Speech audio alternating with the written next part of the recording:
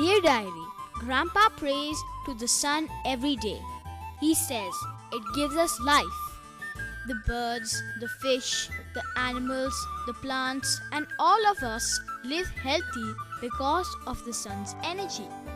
If the sun wasn't there, plants would die, and in turn, all life on the earth will also die. That's a bit scary. My science teacher also says the sun is very important. Okay, did you know that the sun can also make electricity? Don't believe me? Well then, come with me to the Sundarbans. I took an exciting ferry ride from Kolkata to reach the Sundarbans.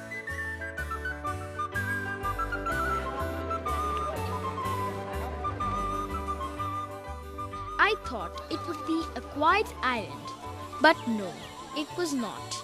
The market was crowded and bustling with activity. It seemed like any other town. But then I learnt all islands are not like that. The Sundarbans are a group of over 100 islands. They are the largest mangrove forests in the world. They are such a complicated web of rivers and swamps that it's impossible to spread electric cables through it.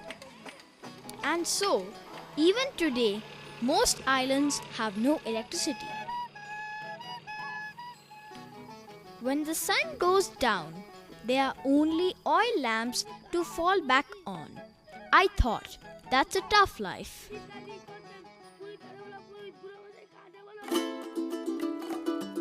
But just the next day, I went to another beautiful island, Maushini.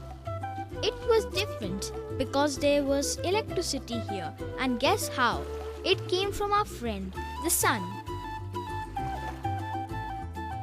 The government set up a mini solar power plant here, which means lots and lots of solar panels put together. The sun's rays are collected by these solar panels, which are made of photovoltaic cells. Photovoltaic cells are mainly made of silicon.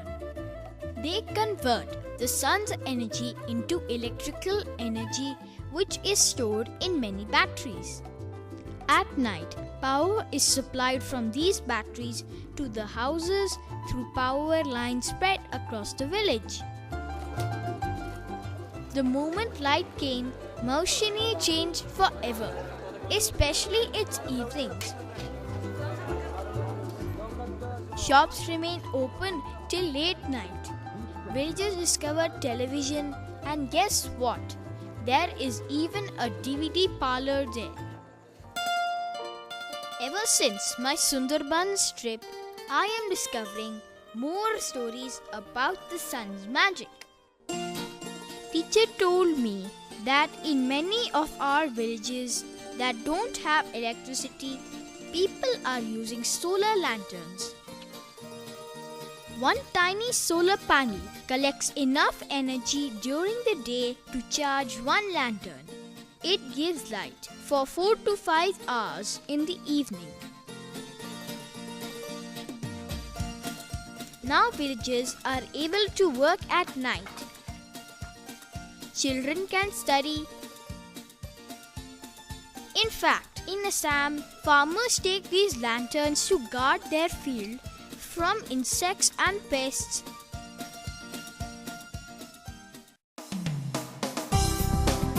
In Bangalore, people are using solar water heaters. Solar water heaters are simple. First, the solar panels collect the sun's energy. This energy heats up the copper tubes inside the panels. When water passes through these tubes, it also turns hot. The hot water is then stored in a tank and supplied to the taps in the homes.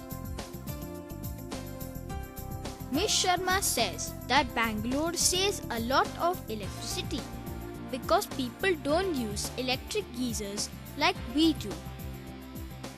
Dear Diary, teacher also says that soon there will be a time when we will run out of coal, gas and petroleum. things that nature has given to us in limited amounts. When this happens, we will face a dark future. Nations will fight and there will be a lot of unhappiness.